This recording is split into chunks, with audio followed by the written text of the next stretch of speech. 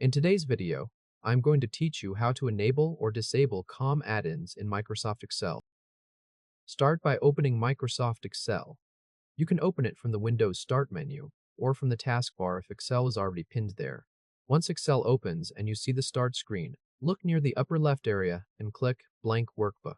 Wait a moment for the empty workbook to load completely. You should see the spreadsheet grid in the center and the full ribbon across the top of the window. Now open the Excel settings area. Move to the upper left of the ribbon and click File. This opens the green Backstage view where Excel shows file-related options and settings. In the left sidebar, look toward the bottom and click Options. The Excel Options window will open on top of your workbook. Inside the Excel Options window, focus on the left sidebar.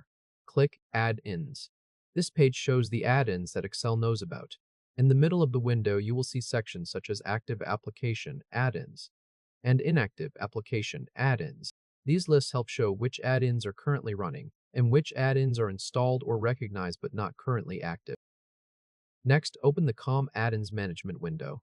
At the bottom of the Excel Options window, find the Manage dropdown. Click the Manage dropdown, then choose COM Add-ins from the list.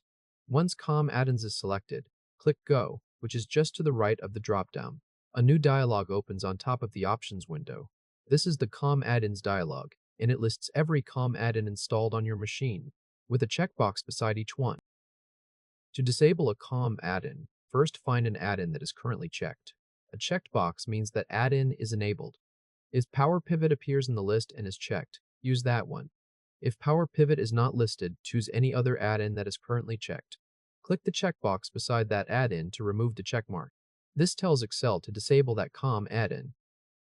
After the checkbox is cleared, move to the bottom right of the COM add-ins dialog and click OK.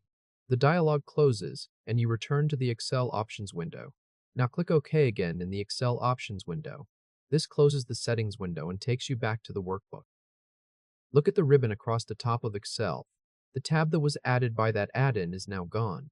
If the add-in you disabled was Power Pivot, the Power Pivot tab will no longer appear in the ribbon. Now re-enable the same COM add-in. Click File again in the upper left. In the Backstage view, click Options at the bottom of the left sidebar. When the Excel Options window opens, click Add-ins in the left sidebar. At the bottom of the window, check the Manage dropdown. It should still show COM add-ins.